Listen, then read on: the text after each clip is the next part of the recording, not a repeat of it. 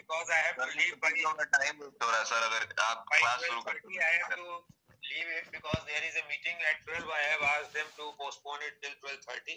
So I might be leaving by 12:30, 12:40 so that I may reach there. Please sir, We please are sir. discussing Okay sir, the please issue. continue. We are discussing a definition of crime, and one very important issue which requires a detailed analysis is mens rea. हमने कल आपसे बताया था कि जो आवश्यक तत्व है अपराध के, जो हमारे यहाँ ऑफेंस वर्ड आया है, उसके भी आवश्यक तत्वों में एक ऑफेंस का तत्व, मुख्य तत्व है intention to commit the crime. अब इसको लेकर के कुछ थोड़ी सी आप कह सकते हैं देयर इज अ कंफ्यूजन और there is some illusion you may say, or there is some controversy. You can go to that extent of saying, because earlier in 13th century के लेकर के 17वीं शताब्दी तक, 17th century तक, you will find that there was no place of mens rea. Any harm if it is caused, you are liable. What may be the reason, whatever may be the ground, whatever may be justification, still you are liable. But in 17th century, the Roman law accepted a new concept and they evolved a theory that nobody should be held liable for any act which is not his act. Now, इस act को हम कहेंगे कि आपका कार्य नहीं है। हमारा कार्य कौन सा कार्य नहीं है? उसका एक बड़ा कॉमन तरीका है, इट इज इनवॉलंटरी, अनैच्छिक है। आप अचानक गिर पड़े किसी के ऊपर, या आपके किसी कार्य से अचानक कोई हो गया जो आपने इच्छा नहीं की थी, अनिच्छिक रूप में। यहाँ पर देखिए, अनैच्छिक, इनवॉलंटरी का मतलब नेग्लिजेंस नहीं है, इनवॉलंटरी का मतलब डेलिब्रेट नहीं होना है। तो डेलिब्रेट तो नहीं है, डेलिब्रेट हुआ तो इट इज वॉलंटरी, जानबूझकर मैंने किया, लेकिन डेलिब्रेट नहीं है, स्टिल अनैच्छिक है। अक्सर हम लोग जैसे शॉल ओढ़ करके सड़क पे चल रहे हैं, शॉल हमारा गिरने लगा, हमने उसको शॉल को उठा के फिर फेंका, किसी के मुंह में लग गया, किसी के चश्मा गिर गया, किसी को कोई नुकसान हो गया, तो इनवॉलंटरी। अब यहाँ पर ये क्वेश्चन उठता है कि how I should be held liable for an act which I never intended. अब हम लोग आ रहे हैं उस इशू पे, इंटेंशन वर्ड जो कल मैंने बताया। Intention is when I have something in my mind and I put it in action. मैं उसको कार्य के रूप में परिणित करता हूँ, अपनी इच्छा को, दैट इज इंटेंशन। उस समय मेरा आशय है, जो मेरी मनोदशा है, वो इंटेंशन। तो इंटेंशनल एक्ट कौन सा होगा? जब हम उस एक्ट को करने को सोचे और वही करें, हम उसको कार्य के रूप में परिणति करें। We transform that mental intention into act.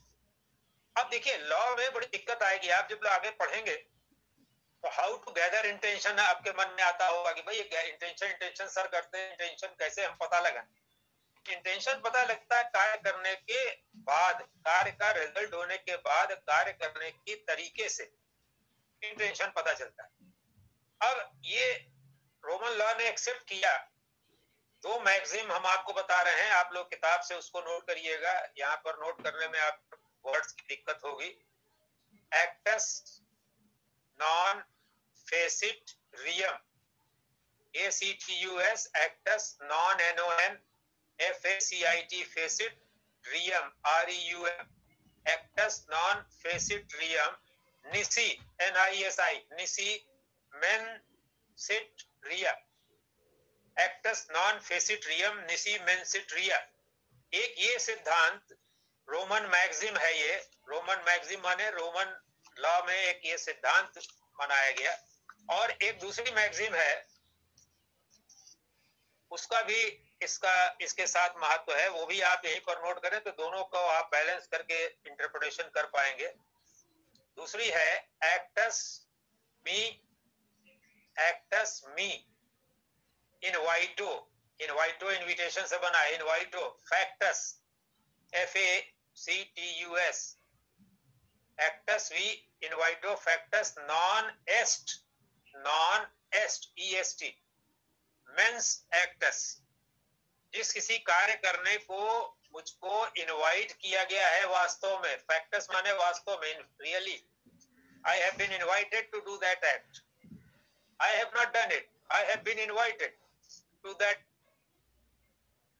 Act, it is not my act, वो मेरा एक्ट नहीं माना जाएगा। इसका मतलब है कि अगर हमको कोई कार्य करने के लिए बाध्य किया गया, कंपल्शन, हमारा करने का उसका कोई आशय नहीं है, कंपल्सन में मैंने वो काम किया, वो मेरा कार्य नहीं है। और पहले वाले मैगजीन में एक्टस नॉन फेसिट रियम, कोई एक्ट रिया नहीं है। रिया माने prohibited by law, punishable by law नहीं है, जब तक कि उस कार्य को करने का नॉन एस्ट मेंस रिया, जिसके पीछे इंटेंशन रिया वाला नहीं है। रिया माने मैंने कल भी बताया था, रिया means punishable and prohibited by law, ऐसा आशय जिसको लॉ प्रोहिबिट करता है, लॉ पनिश करता है, उस आशय से अगर कोई कार्य नहीं किया गया तो वो एक्ट भी प्रोहिबिटेड और पनिशेबल बाय लॉ के दायरे में नहीं आएगा। अब देखिए, यहाँ पर दो चीजों का होना आवश्यक है लायबिलिटी के लिए, इंटेंशन के लिए। एक्ट और इंटेंशन दोनों को रिया से जोड़ना है। रिया माने prohibited by law and punishable bye law, ऐसा कार्य जिसको करने के लिए आशय प्रतिबंधित और प्रतिषिद्ध और दंडनीय के दायरे में नहीं आता है। अब दोनों चीजें देखिए, एक्ट भी दायरे में ना आता हो और आशय भी दायरे में ना आता हो, तब हम उसको अपराध कहेंगे। ये रोमन मैगजीन ने डेवलप किया। रोमन लॉ में सिविलाइज्ड हम कह सकते हैं उसको, कि ज्यादा वो सिविलाइज्ड हुआ, और उसने सिविलाइजेशन जब हमारा बढ़ा तो हमने पाया कि भाई ये तो बहुत गड़बड़ होता है। अब जैसे उदाहरण मैं ले रहा हूं, आप 76 से 106 तक धाराएं देखें, एक नजर देख डालिएगा आप लोग आज क्लास के बाद, देखिएगा विभिन्न धाराओं में वो परिस्थितियां बताई गई हैं जिन परिस्थितियों में आपको लगेगा कितना बढ़िया उसने ड्राफ्ट किया है, स्टीफन ने जो है बनाया है, लॉर्ड मैकॉले ने, ये आपका जो आईपीसी बनाया 1860 बनाया। सोचिए कितना उसका दिमाग बहुत ही परिपक्व था। तो उसने उन सब परिस्थितियों को लिया जिसमें आपकी मनोदशा ऐसी हो सकती है जहां पर वो कार्य आपका कार्य न कहा जा सके, आपके आशय को आपका आशय न कहा जा सके। अब जैसे एग्जांपल ले लें, accident. You all know accident में दो तरह की बात हो सकती है। एक्सीडेंट नेग्लिजेंस से भी हो सकता है, एक्सीडेंट आप डेलिबरेट भी कर सकते हैं, किसी को गाड़ी चढ़ा दें, और एक्सीडेंट अगर रियल एक्सीडेंट है तो उसमें आपको कुछ पता नहीं होता, हो जाता है, और उसमें दोनों पार्टी को नुकसान हो सकता है। एक्सीडेंट करने वाले की भी हत्या हो सकती है, जान जा सकती है, और जिसका साथ एक्सीडेंट हुआ, जिसको उससे क्षति हुई, उसके भी हो सकता है, दोनों में से एक को भी हो सकता है। इसीलिए आप आगे पढ़ेंगे जब एक्सीडेंट, तो आप पढ़ेंगे दो शब्दों को अंग्रेजी में कहते हैं, मिसफॉर्च्यून एंड एक्सीडेंट। मिसफॉर्च्यून अलग है और अंग्रेजी में देखिए दोनों शब्द अलग हैं, इसकी देखिएगा मीनिंग। मिसफॉर्च्यून एंड एक्सीडेंट दोनों के अर्थ अलग है। इसी तरह से एक और है दूसरा, उसमें जो है स्थिति नेसेसिटी। डॉक्टर जब आपका ऑपरेशन करता है, आपका एक दांत निकालता है, उस दांत के निकालने में उसने आपको क्षति पहुंचाता है, इंजरी पहुंचाता है, डेलिबरेट करता है, सब कुछ करता है, बट आपके लाभ के लिए करता है कि आपको जहर ना फैले, आपके अंदर शरीर में पॉइजन ना हो और आपको रोग से मुक्ति मिले। Now that is necessity. वो भी देखिए, यहाँ पर आप सब कुछ देख लीजिए, इंटेंशन उसका क्या है, एक्ट है उसका, जो एक्ट है दांत को निकालना, ये ग्रीवस हर्ट के अपराध में भी आता है, but intention is not to, जिसको हम कहेंगे गिल्टी इंटेंशन नहीं है, उस इंटेंशन को हम दोषी नहीं कहेंगे, उसको हम अपराध की श्रेणी में नहीं रखते। इस तरह से आप देखेंगे कि विभिन्न, जैसे एक पागल व्यक्ति, अब एक पागल व्यक्ति ने किसी को थप्पड़ मार दिया, वो बेचारा गिर गया, उसका सर फट गया, अब वो पागल है। अब उस व्यक्ति का एक्ट जो उसने किया अनैच्छिक कहा जाएगा, क्योंकि उस व्यक्ति को उसको अपने कार्य के परिणाम के बारे में सोचने का की क्षमता नहीं है। He is person of unsound mind. So you will find it is covered in 84. Then you will find in 82 child, बच्चा है, वो बच्चा जो 7 साल से कम की उम्र का भी है। देखिए लॉ कोई एक मानना है, आज के जमाने के बच्चों को मत सोचिए, 1860 के जमाने के बच्चों को समझिए जहां पर ये लॉ जब बना था। You may recommend that it should be amended, but now the law as it is, जो आज लॉ है वो कहता है 7 साल से कम की उम्र के बच्चे को हम अपराधी नहीं कह सकते, क्योंकि वो किसी अपराध को करने के आशय रखने की क्षमता नहीं कर सकता, वो उस कार्य के परिणाम को नहीं समझ सकता। अब ऐसे इस पर हम लोग जब 82-83 पढ़ेंगे तो इस पर और विस्तार डिस्कशन करेंगे। तो I am simply giving you some illustration कि there are situations in which a person does an act, काम करता है वो, but it intention to do that act is not said to be punishable. कहीं अब इसके दो ही आधार हो सकते हैं। देखिए कि आपका इंटेंशन पनिशेबल नहीं है, इसके दो आधार हम व्यापक रूप से कहते हैं, हम लोग इसको डिवाइड कर सकते हैं। Either the intention is such which is the act is done which is coming under the category of excusable, वो क्षम में है, जिसकी क्षमा करना चाहिए, और दूसरा है जस्टिफाएबल, जो ये न्यायोचित है। अरे भाई, किसी को अर्थदंड की सजा दी गई, किसी को शारीरिक दंड की सजा सुनाई जाती है, ये सब जस्टिफाएबल है। किसी को फांसी की सजा दी जाती है, जस्टिफाएबल है। आप अपने प्रतिरक्षा में, अपना बचाव में जो 96 to 106 आप पढ़ेंगे, वहां पर जो आप काम करते हैं, इट इज जस्टिफाएबल। डॉक्टर जब ऑपरेशन करता है, रिस्क रहता है कि माँ बचेगी कि बच्चा बचेगा, वहां पर वो रिस्क लेता है, जस्टिफाएबल है। Object is to save the both the lives. ये थोड़ी है कि एक की जान आप ले ही लेंगे, लेकिन but he has taking your permission कि ऐसा करने में अगर एक की जान चली भी गई तो भाई आप डिसाइड कर लो कि भाई किसको बचाएं। Now these are, you are not giving the licence to kill that person, you are giving only enabling that person to perform certain act in which there may be a chance, ऐसा हो सकता है कि किसी एक की जान चली जाए। लेकिन डॉक्टर अगर जानबूझ के एक की जान ले ले, या उसके परिजन कह दे नहीं साहब हमारी पत्नी को इसी बहाने समाप्त कर दिए, बच्चा बचा लीजिए, वहां पर फिर वो इंटेंशनल हो जाएगा। तो ये मेंसरिया को लेकर के आप देखेंगे कि जो लॉ डेवलप हुआ, we recognised it as a valid defence. Santosh के पास क्या भी है। अब देखिए, ये जो डॉक्ट्रिन इमर्ज हुई दोनों, दूसरी डॉक्ट्रिन है कि nobody should be held liable for act done under compulsion, बाध्यता।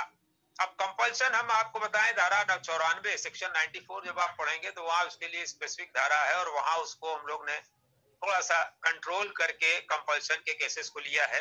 All compulsions are not defence. Compulsion कब डिफेंस होगा कब नहीं होगा, उसको 94 के दायरे में देखा गया। फैक्टस मी इनवाइटो फैक्टस नॉन एस्ट मेंस एक्टस वाला कंसेप्ट वो है। परिस्थिति ऐसी है जिसमें हम बाध्य होकर के कोई काम करने के लिए मुझसे कराया गया तो वो कार्य मेरा नहीं है। दोनों बात का, दोनों सिद्धांतों का एक ही परिणति है कि in any case a person should be held liable when his act and intention both are guilty। कार्य और आशय दोनों दुराशय हैं, और कृत्य जो है वो आपराधिक कृत्य के क्षेत्र में आता है, दायरे में आता है। ये दोनों सिद्धांतों को हमारे यहाँ जब लॉ डेवलप किया, नाउ लॉ आगे जब बढ़ता है, आप देखें इंग्लिश कोर्ट्स के डिसीजन है, इंडियन कोर्ट्स के डिसीजन है, और उसमें हमारी समस्या तीन तरह से आती है। मैंने जो आपको थर्ड लेक्चर भेजा है उसमें एक आध जगह कहीं पर टाइपिंग में मिस्टेक हो गई है, उसमें देखिएगा मैंने तीन सिचुएशंस आपको बताई हैं कि कुछ कानून ऐसे हैं जिन कानूनों में, देखिए पहले, सबसे पहले जब ये रोमन लॉ मैगजीन बनी 17वीं शताब्दी से लेकर के 18वीं शताब्दी तक यही चलता रहा कि बिना इंटेंशन के लायबिलिटी नहीं हो। लेकिन आगे चल के इस पर समस्याएं आने लगी, और कुछ कोर्ट्स ने कहा कि किन्हीं परिस्थितियों में हम अगर जानबूझकर नहीं भी किया गया है काम तो उसके लिए उसको लायबिल ठहराएंगे। क्यों? क्योंकि वो कार्य ही स्वयं में अनैतिक था। तो मॉरलिटी का एलिमेंट जब आता है तो हमने देखा कि लॉ के इंटरप्रिटेशन में तीन तरह के अप्रोच मिलने लगे। एक अप्रोच ये था कि लॉ को हम ये मान के चलते थे कि हर अपराध के सृजन के लिए यह जरूरी है, आपराधिक दायित्व के निर्धारण के लिए जरूरी है कि मेंस रिया का प्रेजेंट होना। दुराशय का होना। मेंसरिया की हिंदी दुराशय है भाई, दुर्बुद्धि मत कहिएगा। लास्ट ईयर एक बच्चे से मैंने पूछा भाई तू मेंसरिया के बारे में, तो अपने शब्द नए नए क्वाइन कर रहा था, दुर्बुद्धि। दुराशय वर्ड इसका टेक्निकल है। दुराशय के बगैर किसी को अपराध के लिए लायबल नहीं ठहराया जा सकता था, ऐसा मानना रहा। लेकिन आगे चल के कुछ कानून बने, आपराधिक कानून, अभी हम लोग उसकी चर्चा करेंगे, जिसमें कानून दुराशय की बात को नहीं लेखता। Now you have three types of laws, what I am going to say. कुछ कानूनों में आशय वाले शब्द का कोई जिक्र नहीं है, कोई मेंशन नहीं है। कुछ कानूनों में आशय को साफ साफ मना किया गया है कि आशय हो या ना हो आप लायबल हैं। These are strict liability offenses. Strict liability माने कठोर दायित्व। वहां साफ साफ लिखा है आशय हो या ना हो, आपके द्वारा अगर ये कार्य किया गया तो आप लायबल होंगे ही होंगे। So they have excluded the necessity of mens rea as a necessary element. और एक वो है जहां पर उन्होंने इंक्लूड किया हुआ है स्पेसिफिक रूप से शब्दों से। जैसे आईपीसी में अब हम लोग पढ़ेंगे तो हर अपराध में आप देखेंगे 99.9% ऑफेंसेस में एक आध दो कहीं पर छोटा हो, सब जगह कोई ना कोई शब्द ऐसा लिखा है जो बताता है कि आशय से ही अपराध किया गया है तो लायबल होगा। जैसे मैंने वर्ड वॉलंटरली कहा, हर्ट, ग्रीवियस हर्ट, सबसे छोटा अपराध हर्ट है हमारे यहाँ, या मिस्चिफ है। सब में इंटेंशन की बात आई है, उसको वॉलंटरी कहा गया है। चोरी आई है, डिसऑनेस्ट वर्ड आया है, कहीं पर गुड फेथ आया है, कहीं पर कोई और शब्द आया है, फ्रॉडुलेंट आया है। इन सब शब्दों से हमने स्थापना इस बात को स्थायी रूप दिया कि आईपीसी के अंतर्गत mains Riya is a necessary ingredient of crime in those offences. यानी अपराधी तभी वो व्यक्ति होगा जब उसने वो कार्य आशय से आइदर डिसऑनेस्टली और फ्रॉडुलेंटली और इनवॉलंटरली नहीं, वॉलंटरली जानबूझकर किया है। बट इसके बाद आप देखें कुछ कानून नए बने, आईपीसी के दायरे से उनको अलग ले जाया गया। कल भी मैंने जिक्र किया था। एक हम आपको उसका उदाहरण देते हैं, prevention of food adulteration act, बहुत पुराना एक्ट है, 1954 का एक्ट है। और उसमें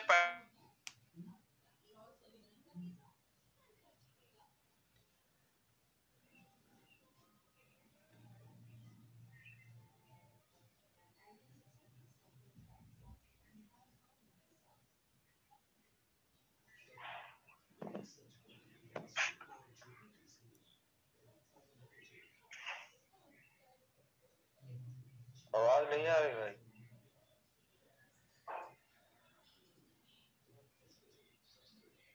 आवाज नहीं आ रही सर जी। अरे कुछ काम हो गया होगा।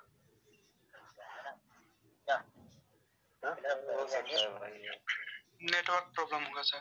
इनेक्टमेंट्स मिलेंगे। तीसरी कैटेगरी के इनेक्टमेंट हैं जहां पर लॉ साइलेंट है, ना तो ये लिखता है कि मेंसरिया को कोई एलिमेंट जोड़ता है और ना ही ये कहता है कि मेंसरिया को पढ़ा नहीं जाएगा। ये हम इन ऑफेंसेस को इन सबको हम स्टैट्यूटरी ऑफेंसेस कहते हैं। कृपया करके आप लोग म्यूट हो जाएं। इन सबको हम स्टैट्यूटरी ऑफेंसेस कहते हैं, ऐसे अपराध जिनका सृजन कानून के द्वारा हुआ है। इसलिए मैंने अपने उसमें लेख में आपको 3 विभाजन किया है। ये बुक्स में आपको उस तरह नहीं मिलेगा कि कुछ कानून जो मेंसरिया को एक्सेप्ट करते हैं, कुछ कानून जो मेंसरिया को एक्सक्लूड करते हैं और कुछ कानून जो साइलेंट हैं। अब देखिए, जहां स्पष्ट रूप से कोई मेंसरिया का शब्द है, मेंसरिया इज एसेंशियल एलिमेंट। जहां पर स्पष्ट रूप से मेंसरिया को मना किया गया है, वहां वो एलिमेंट नहीं पढ़ा जाएगा। झगड़ा कब है? जब ऐसे कानून को हम कैसे करें जिसमें मेंसरिया की बात को साइलेंट है। अब हम लोग यहाँ लॉ में इंटरप्रिटेशन में एक टर्म है, एक सिद्धांत है जिसको हम कहते हैं कैसस ओमिसस। कैसस ओमिसस, कैसस की हिंदी है कैजुअल, साधारण भाषा में कैजुअल, और ओमिशन का मतलब है छूट गया। तो कैजुअल कैजुअल ओमिशन हो गया, भूल से छूट गया। अगर ऐसा हम सिद्धांत लगा दें तो हम वहां पर मेंस्ट्रुआ को नेसेसरी एलिमेंट मानेंगे, और अगर ये सिद्धांत हम नहीं लगाएंगे तो हम मान के चलेंगे कि इसमें मेंस्ट्रुआ को कोई स्थान नहीं दिया जाएगा। ये इंटरप्रिटेशन कोड को करने की बात है।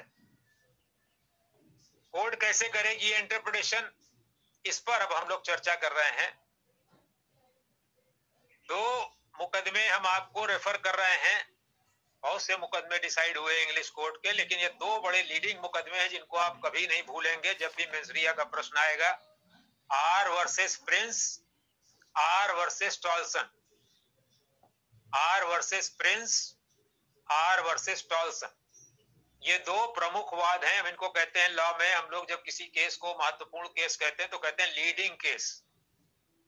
These are the leading cases which you should not forget and you will never forget while dealing menstrua. R versus Prince, R versus Tolson।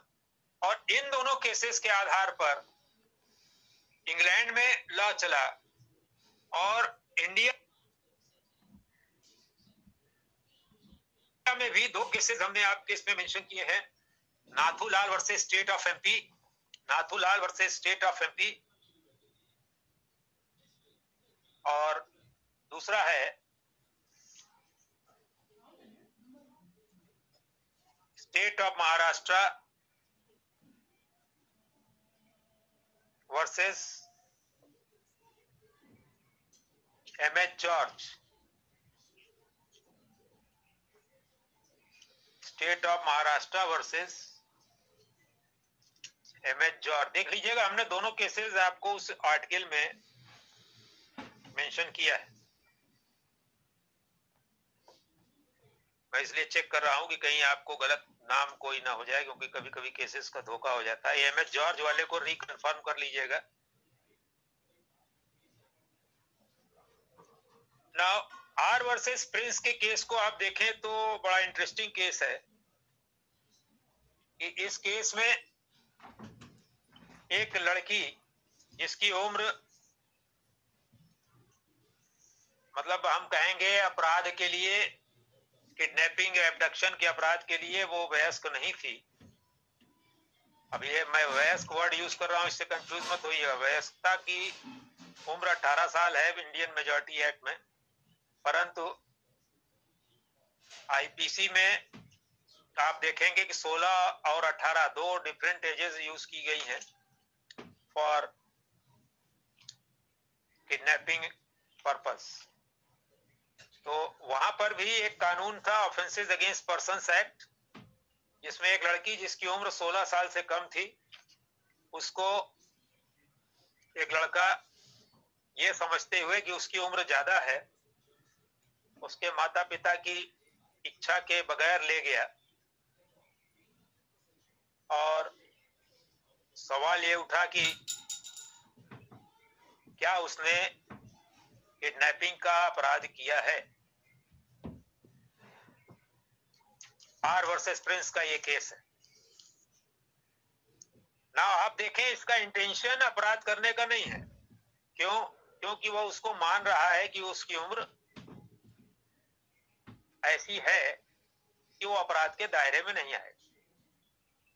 अब कोर्ट के आगे मैटर गया और कोर्ट ने यह पाया कि ये कार्य जो किया गया है वह स्वतः इमोरल है, वह स्वतः अनैतिक है। और ऐसी स्थिति में इस बात का दायित्व था, जिसको हम लोग अब गुड फेथ में कल हम लोग ने बात की थी, कि वो व्यक्ति ये देखे, इंश्योर करे कि कोई हमारे से अपराध तो नहीं हो रहा है। इसलिए कोर्ट ने उस व्यक्ति को अपराधी माना। अब इसके सिद्धांत का मतलब क्या है कि कोर्ट ने मेंस्ट्रुआ के सिद्धांत को माना कि नहीं माना? नहीं माना। आपका मेंस्ट्रुआ नहीं था अपराध करने का, स्टिल यू आर लायबल। तो यहाँ पर मेंस्ट्रुआ न होते हुए भी लायबल माना। Why? Because the act was, अब देखिए उन्होंने दो टर्म यूज किए हैं, इसको नोट कर लीजिए, मैला इन प्रोहिबिटम एंड मैला इन से, दो शब्द आए, मैला MALA इन से SE और मैला इन प्रोहिबिटम। कोर्ट ने इसकी व्याख्या करते हुए, एक्सप्लेन करते हुए ये दोनों सिद्धांत की बात की कि सर्टेन एक्ट्स आर मैला इन से।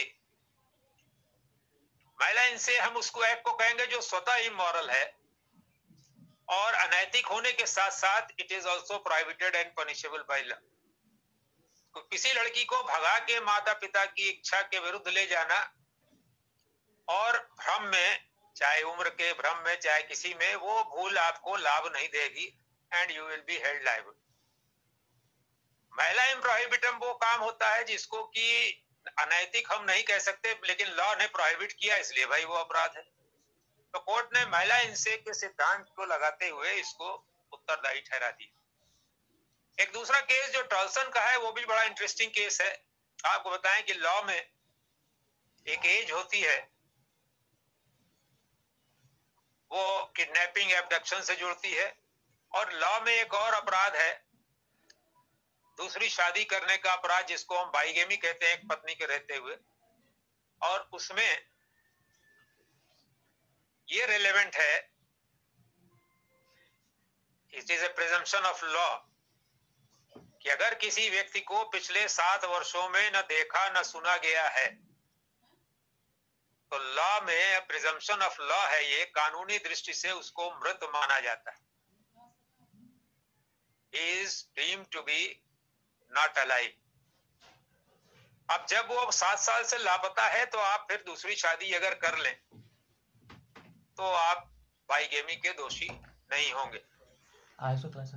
अब टॉल्सन के केस में क्या था कि एक महिला थी, उसका पति मिलिट्री में था, फौज में गया, लापता हो गया, 7 वर्षों तक वो लापता रहा। महिला ने ऑफिसर से, वहां अधिकारियों से, सबसे बार बार पता किया। पता करने पर भी उसको कोई ये जवाब नहीं मिला कि किसी ने उसको पिछले 7 वर्षों में देखा है। He has not been seen for the past 7 years. The report was, no trace of that person has been seen and he is not available. कि वो जिंदा है कि मर गया, कोई इंफॉर्मेशन नहीं मिली। तो ये प्रिजम्पशन ऑफ लॉ वहां पर भी था, इंग्लैंड में भी, ऑफेंसेस अगेंस्ट पर्सन्स एक्ट में ही, और उस महिला ने शादी कर ली दूसरी। सौभाग्य कहें या आप दुर्भाग्य कहें कि जैसे ही उसने दूसरी मैरिज की, somehow or the other his first husband, her first husband was fortunate enough to survive and he came back, and then she was prosecuted for bigamy. उसको बाइगेमी के लिए अभियोजन चलाया गया। यहां पर अब सवाल उठेगा कि महिला का अपराध करने का आशय था कि नहीं था। अगर इंटेंशन को आप लगाएं, मेंसरिया लगाएं, तो महिला का अपराध करने का आशय नहीं था। क्यों? अब देखिए, पहले केस और इस केस में अंतर कीजिएगा। पहले केस में महिला इनसे, महिला इन प्रोहिबिटम की भी बात है, और पहले केस में गुड फेथ की भी बात है कि वहां पर उस लड़के ने गुड फेथ यानी ड्यू केयर एंड अटेंशन जो कल हमने बताया था उसका पालन नहीं किया कि भाई तय कर ले, उसके सर्टिफिकेट देख ले, उसको वेरीफाई कर ले कि वो एज उसकी क्या है। यहां महिला ने गुड फेथ में पूरी प्रक्रिया चालू की थी, सब कुछ इंश्योर कर लिया था कि मेरे पति का कोई सूचना नहीं, देन शी हैज रीमैरिड, तो she was not held guilty. ये दो सिद्धांतों से निकलता है कि कोर्ट ने एक रास्ता निकाला कि जहां कानून इस विषय पर साइलेंट है, मेंसरिया के विषय पे, तो हम कैसे कहेंगे कि यहाँ पर मेंसरिया लगेगा, यहाँ पर मेंसरिया नहीं लगेगा, या एक अपराधी होगा, एक अपराधी नहीं होगा। आप इन दोनों केसेस को पढ़िएगा, समझिएगा। ये दोनों केसेस लैंडमार्क केसेस हैं। इनके अलावा भी आपको शराज डी रर्जेंट का केस मिलेगा और भी बहुत से केसेस मिलेंगे जिसमें विपरीत ओपिनियन दी गई है। That is all based on reasoning. आपको बताएं कि इंग्लैंड में जो कानून का डेवलपमेंट हुआ है थ्रू कॉमन लॉ कोर्ट्स हुआ है। कॉमन लॉ कोर्ट्स ने निर्णयों के आधार पर वहां कानून की प्रगति वहां हुई है। वहां कोडिफाइड लॉ बहुत कम था, बाद में हुआ है। इंडिया ने शुरू ही कोडिफाइड लॉ से किया, हमारे यहाँ कस्टमरी लॉ को हमने मान्यता दी है पर्सनल फील्ड में, लेकिन अदरवाइज स्टैट्यूटरी लॉ प्रिवेल करता है। तो हमारे यहाँ जैसे आईपीसी है, तो we have sorted out that problem. फिर भी इंडियन लॉ में भी अगर कहीं पर लॉ साइलेंट है मेंसरिया के बारे में, तो हमने 2 मुकदमे आपको केसेस को मैं रेफर कर रहा हूं, नाथूलाल का केस और दूसरा वाला जो आपको बताया स्टेट ऑफ महाराष्ट्र वाला। इन दोनों केसेस में प्रश्न फिर वही उठता है कि क्या मेंसरिया को माना जाए या ना माना जाए। नाथूलाल के केस में आप देखें तो एक व्यक्ति ने सरकारी गल्ले चीनी की दुकान का लाइसेंस अप्लाई किया। यू ऑल नो कि भाई एक हमारे यहाँ सिस्टम है पब्लिक डिस्ट्रीब्यूशन सिस्टम, जिसको गवर्न करने के लिए कानून है एसेंशियल कमोडिटीज एक्ट। उस कमोडिटीज एक्ट में फूड कंट्रोल ऑर्डर पास होते हैं और उसके अंतर्गत लाइसेंस निर्गत किया जाता है, ईयरली किया जाता है, और जो सरकारी गल्ले की दुकान वाले हैं वो उसका लाइसेंस लेते हैं, तब ये सारा सामान वामान बेचते हैं। तो एक व्यक्ति ने, नाथूलाल नामक व्यक्ति ने अप्लाई कर दिया भाई लाइसेंस के लिए, सारी फॉर्मेलिटी पूरी कर दी, और करने के बाद उसने बार बार ऑफिस गया। भारत में करप्शन का मुख्य कारण क्या है? Licensing system. कहा जाता है कि लाइसेंसिंग सिस्टम जब से आया तभी से यहाँ पर करप्शन आया। तो अंग्रेजों के समय से ही ये कानून एसेंशियल कमोडिटीज एक्ट बहुत पुराना है, कंट्रोल ऑर्डर सब पुराने हैं आजादी के पहले के। तो उस समय से ही ये लाइसेंसिंग की बात थी। वहां अधिकारियों ने उससे कहा भाई तुम्हारा सब काम हो गया और बस तुम जाओ, सब सामान वामान उठाओ और तुम्हारे को सर्टिफिकेट मिल जाएगा लाइसेंस। और बेचारे ने ईमानदारी में, गुड फेथ में, नया नया व्यापार था, लाइसेंस मिलने की वो था, उसने अपना व्यापार शुरू कर दिया और बकायदा सारे रूल्स रेगुलेशन को फॉलो करते हुए उसने अपनी दुकान में सामान का रजिस्टर मेंटेन किया, स्टॉक रजिस्टर मेंटेन किया, जो बेचता था लाइसेंस कार्ड के हिसाब से बेचता था। लेकिन अभी उसको फॉर्मल लाइसेंस प्राप्त नहीं हुआ था और साहब इंस्पेक्टर साहब ने उसको पकड़ लिया कि बिना लाइसेंस के तुम ये दुकान में सामान कैसे बेच रहे हो, और उसका प्रोसिक्यूशन हुआ। उसने डिफेंस लिया कि साहब हमने सारी प्रक्रिया पूरी कर दी गई है, हमने लॉ के आशय के अनुरूप सारा कार्य पूरा कर रहा हूं मैं, और मेरा आशय अपराध को तोड़ने का नहीं था, कानून को तोड़ने का नहीं था, इसलिए साहब मैं लायबल नहीं हूं। यानी मेंसरिया प्लीड किया उसने। आप कोर्ट क्या करे बताइए? आप अगर टेक्निकल प्रिंसिपल पे जाएं तो ही इज लायबल, क्योंकि उसके पास लाइसेंस नहीं है। बट कोर्ट ने कहा कि इस मेंसरिया को, इसका आवश्यक तत्व अगर हम मानते हैं तो कानून का पर्पस फ्रस्ट्रेट नहीं हो रहा है। नोट करिएगा, it is not defeating the purpose of law by reading mens rea as an essential element of crime. Mens rea को आवश्यक तत्व मानने से कानून के उद्देश्य की पूर्ति हो रही है। Please repeat in English. The purpose of law is not defeated by accepting mens rea as a necessary element in this law. Essential Commodities Act के इस मामले में कोर्ट कह रही है कि अगर हम मेंस रिया को आवश्यक तत्व मानते हैं तो कानून का पर्पस निरुद्देश्य नहीं होगा, कानून का उद्देश्य पूरा हो रहा है, इसलिए उस व्यक्ति को अपराध से मुक्ति मिल गई। He was not held liable. Now what is the conclusion? We are again applying the principle of R versus Prince, R versus Tolson. R versus Tolson, यहाँ पर भी पर्पस ऑफ लॉ फ्रस्ट्रेट नहीं हो रहा है। तो नाथूलाल का केस एक सिद्धांत ले डाउन करता है कि जहां पर कहीं पर अगर लॉ साइलेंट है मेंस रिया की आवश्यकता पर, तो वहां मेंस रिया को पढ़ा जा सकता है, प्रोवाइडेड। अब देखिए प्रोवाइडेड लिखना पड़ेगा, शर्त क्या है कि it is not defeating the purpose of law, law के पर्पस को वो निरुद्देश्य नहीं कर रहा है। अब आइए दूसरा जो केस हमने आपसे बताया स्टेट ऑफ महाराष्ट्र वाला एमएच जॉर्ज का, ये फॉरेन एक्सचेंज रेगुलेशन एक्ट का केस था। पहले आपको याद होगा, अगर नहीं आपको मालूम है तो बता दें, फॉरेन एक्सचेंज रेगुलेशन का एक कानून हुआ करता था जिसको बाद में अब बदल दिया गया नाम, वो हो गया फॉरेन एक्सचेंज मैनेजमेंट एक्ट हो गया। तो फेरा के अंतर्गत ये नियम था, अब देखिएगा समझिएगा इसको, ये नियम था कि कोई भी व्यक्ति भारत में सोना लाएगा तो उसकी सूचना देगा, और कोई भी व्यक्ति अगर भारत के रास्ते से सोना कहीं और देश को ले जा रहा है तो उसकी सूचना देना जरूरी नहीं है। Be clear in your mind. Law क्या था हम ये बता रहे हैं। जब वो आदमी चलता है उस देश से भारत के रास्ते से बांग्लादेश जाने के लिए, तो कानून ये है, he is not to declare that he is carrying gold because it is not to be brought to India but it is to be taken to some other country। लेकिन एक नोटिफिकेशन सरकार का हो जाता है कि भारत के थ्रू भी अगर सोना जाएगा तो उसकी सूचना बताना होगा, और उस व्यक्ति ने ऐसा नहीं किया।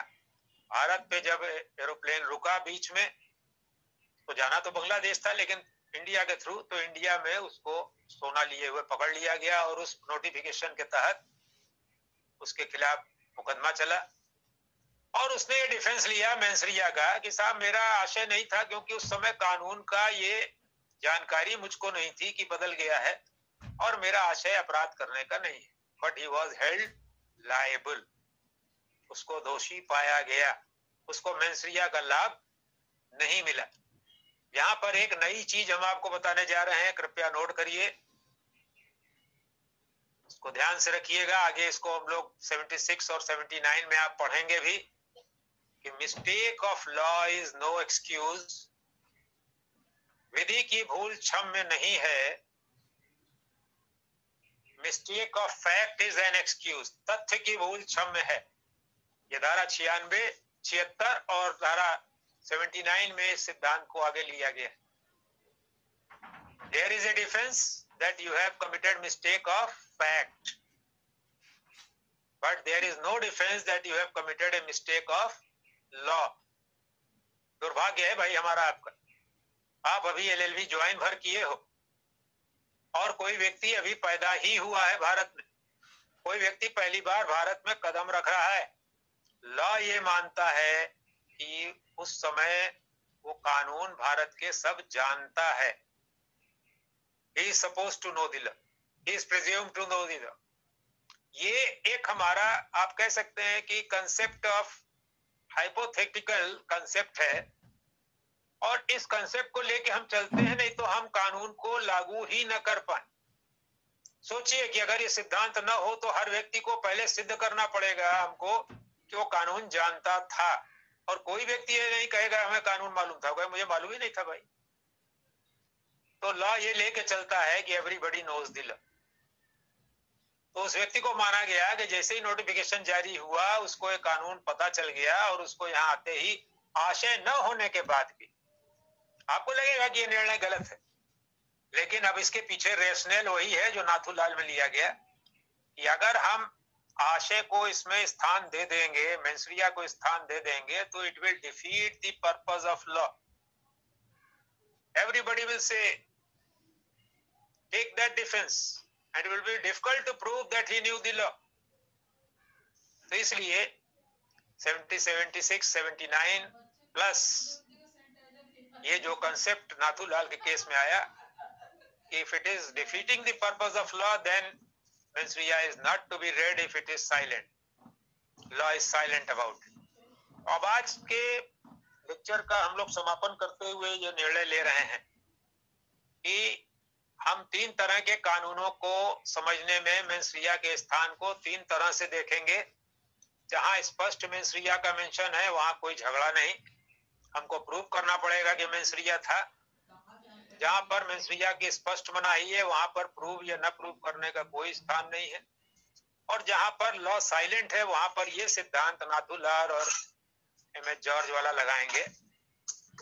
और इसमें हम लोग देखेंगे कि मेंसरिया को अगर हम एसेंशियल क्वालिफिकेशन मानते हैं तो whether it will solve the purpose of law और it will defeat the purpose of law. And thereafter the court, ये कोर्ट का डिस्क्रिप्शन है। देखिए आप लोग बता दें, लॉ में आपको दो तरह के कोर्ट्स के पास काम आते हैं। कुछ लॉ ऐसे हैं जिसमें कोर्ट को शैल लिखा होता है। आज ये भी जान लीजिए, दो शब्द हैं लॉ के, आप लोग बार बार इसकी बात होगी, मे एंड शैल। मे का मतलब है कोर्ट हैज डिस्क्रिशन, शैल का मतलब है court has no discretion, court is bound to accept it. तो जहां पर डिस्क्रिशन है वहां कोर्ट को मे वाली बात आती है। Court may take mens rea as a necessary part और court may refuse to take it as a necessary part. And purpose क्या है? हमको जस्टिस करना है, और जस्टिस क्या है? Giving a person what is due to him, and giving an person what is due to him क्या है? In accordance with law. Due क्या है? In accordance with law. हमको क्या मिलना चाहिए? आप सब लोग जो हमसे शिकायत कर रहे हैं, सर हम आपका क्लास नहीं कर पा रहे हैं, आपके साथ लॉ के अनुरूप हम प्रोवाइड नहीं कर पा रहे हैं। ये ड्यू प्रोसेस ऑफ लॉ की बात जो है, ड्यू वर्ड को आप समझिएगा, हम आपके साथ न्याय नहीं कर पा रहे हैं, जस्टिस नहीं है। I admit, but we are faced in the crisis of Covid and we are facing this. Then we are facing because of certain persons who are not following the law. ऐसे लड़के अगर कोई join कर रहे हैं उसमें जो हमारे छात्र नहीं हैं, उनको हम रोक नहीं पा रहे हैं, और वो भी अपने को नहीं रोक पा रहे हैं जुड़ने से, जो भी कारण हो। देखिए जब क्लास चलती है आप कोई भी आके बैठ जाता है, हमने आज तक कभी किसी लड़के को नहीं निकाला, because my object is to impart knowledge to all whoever wants to learn, but we have limitations in certain system. तो यहाँ पर हमारे साथ सिस्टम है। अब जस्टिस वर्ड की मैंने जो बात कही, तो कोर्ट कर रही है क्या? जस्टिस कर रही है। आर वर्सेस प्रिंस में भी जस्टिस किया, आर वर्सेस टॉल्सन में भी जस्टिस किया, नाथुलाल में भी जस्टिस हुआ, और ये जॉर्ज वाले केस में भी जस्टिस हुआ कि नहीं हुआ। ये आपके मन में एक विरोध का बात उठेगी कि भाई अजीब सी बात है भैया, मैं तो इलाहाबाद में पहली बार आया, मुझे कैसे मालूम कि यहाँ का क्या कानून है, और मैं उसके लिए फंस गया। आप दिल्ली गए ड्राइविंग और इलाहाबाद की ड्राइविंग में थोड़ा सा आपको अंतर मिलता है। तो you have to first thing, जैसे आप स्कूटर सीखते हो तो क्या करते हो? पहला काम आप सीखते हो कि how to stop the scooter. मैं आपसे सबसे कहता हूँ, किसी काम को शुरू करना सीखना से पहले सीखिए कि उस काम को हम कैसे नियंत्रित करेंगे, उस काम को हम कैसे समाप्त करेंगे। मैंने आप लोगों से कल रिक्वेस्ट की थी कि भाई रिकॉर्डिंग करिए। ये मैंने एक रास्ता निकाला कि भाई किसी भी लड़के के साथ अन्याय ना हो पाए, जितना हम भला कर सके करें। आप लोगों में से एक लड़का, I am thankful to him on behalf of you and myself both, कि उसने सहयोग किया। He provided the video audio, but the problem was कि वो ऑडियो इतना बड़ा हो गया कि व्हाट्सएप पे सर्कुलेट नहीं हो सकता। देन he sent me, उसने बेचारे ने कैसे किया मैं नहीं जानता, he was expert in that area, that is why he sent it to me on Telegram। जैसे WhatsApp है वैसे Telegram है, और उसने बेचारे ने भेजा। मैंने by the way Telegram मेरे पास लोडेड था, मेरे पास आया। मैंने फिर उसमें आप लोगों से कहा कि भाई आप लोग भी जिसका लेक्चर छूट रहा है, मैं नहीं कहूंगा कि सब लोग जुड़ो भाई, सबको ऑडियो लेक्चर की जरूरत नहीं है। जिन बच्चों को छूट रहा है अगर वो देखना चाह रहे हैं तो कृपया करके अपना सेक्शन और नाम डालें, जेन्युइन लड़के, मैं उनको उसको भेजने का प्रयास करूंगा कि भाई सब तक पहुंचे। और आपस में भी भाई देखो, मैं आप सबसे कहता हूँ, लॉ के छात्र हो, लॉ वाला तो बेचारा जो व्यक्ति है वो सोशल सॉलिडरिटी पे विश्वास करता है। लॉ में एक सोशोलॉजिकल स्कूल है, सोशल सॉलिडरिटी, सामाजिक एक दूसरे की निर्भरता, आत्मनिर्भरता। हम एक दूसरे पे निर्भर है। अरे भाई मैं तो सब पढ़ता था तब भी मैंने ये किया, उस समय तो फोटो स्टेट इलेक्ट्रो स्टेट नहीं था। एक लड़का एक किताब खरीद लेता था, दूसरा सबके पास भाई इतना पैसा नहीं होता था, और हम लोग आदान प्रदान करते थे अपने बुक्स का। आप लोग भी आदान प्रदान करिए। अगर आपका मित्र कोई नहीं अटेंड कर पाया, आप अपने लेक्चर की रिकॉर्डिंग कर रहे हैं, उसको दे सकते हैं, but please don't use it for commercialisation. ये नहीं कि अब अपने लेक्चर को बेचने लगोगे, भैया लाओ 5 रुपया दो तो लेक्चर देंगे, 100 रुपया दो तो लेक्चर देंगे। Please don't misuse it. But my facility I want to give it to you. मेरा ये आखिरी साल है, देखिए मैं रिटायर हो चुका हूँ 8 जुलाई को, सत्र पूरा करने के लिए 30 जून तक मैं हूँ आपके साथ। तो मेरा प्रयास है कि भाई जो भी मैं आपको ज्ञान जितना भी छोटा मोटा मैंने सीखा है पिछले 30-40 वर्षों में, मैं आपको दे सकूं। Now these are the only 4 cases I am discussing. Apart from that you will find in the book so many cases. मैं आपके केसेस के बारे में बताना चाहूंगा कि जब भी आप कोई आंसर या लॉ का पढ़ें, लीडिंग केस को नहीं छोड़ेंगे। इसके अलावा अपडेटेड केस कोई आता है तो उस केस को आप नहीं छोड़ेंगे और उसको आप अपने पास एक नोट बनाएंगे। और अन्य जो केसेस हैं उनमें जो केस आपको ज्यादा सुविधाजनक लगे पढ़ना, ज्यादा याद करना आसान रहे, उस केस को आप लीजिए। कोई जरूरी नहीं है कि हर व्यक्ति उस केस को रेफर ही करे, आप दूसरा कर सकते हो, दूसरा व्यक्ति दूसरा। इसलिए मैं और ज्यादा केसेस आपको नहीं दे रहा, otherwise it will be wastage of time and also मतलब much time will be wasted. अब हम यहीं पर अपना आज का लेक्चर समाप्त कर रहे हैं क्योंकि मुझको जाना था, वैसे 12:43 हो गया। If you have any questions we will. यही बताइए कि क्या कोई शाम को हम लोग समय निर्धारित कर सकते हैं? अगर मान लीजिए सुबह मेरा मीटिंग लग गया है। जरूर सर, श्योर सर, बिल्कुल sir. What will sir time for you? Sir 7 से 8 कर लीजिए। 7 से 8 रात में? जी सर। उस समय खाना खा रहा होगा कोई, उस समय कहीं बैठा होगा होटल में। नहीं सर, ये खाना नहीं होता, 7 बजे तक हम लोग सब्जी खा लेते हैं। सर बस केवल समय फिक्स कर दीजिए, शाम को सब कर सर या फिर सर 4 से 5 भी हम लोग कर सकते हैं। आप लोग डिसाइड करके व्हाट्सएप पे हमको 5 भेज दीजिएगा। 4 से 5 ले लें, 3 से 4 ले लें। सर आपको जो समय उचित लगे आपके हिसाब से आप वह रखिए, हम लोग उस पर मैनेज करके आ जाएंगे सर, नो प्रॉब्लम। अच्छा, दूसरी बात मैं कहना चाह रहा हूँ कि अगर आप लोग ये जो लोग नहीं जुड़ पा रहे हैं, आप लोग अगर हम लोग 2 भाग में पढ़ाएं, वही मैटर हम 2 बार पढ़ा दें, लेकिन भैया सेम पर्सन्स मत ज्वाइन करो, अदरवाइज फिर वो भीड़ हो जाए। तो के लिए भी तैयार है कि I can give you the lecture in voice.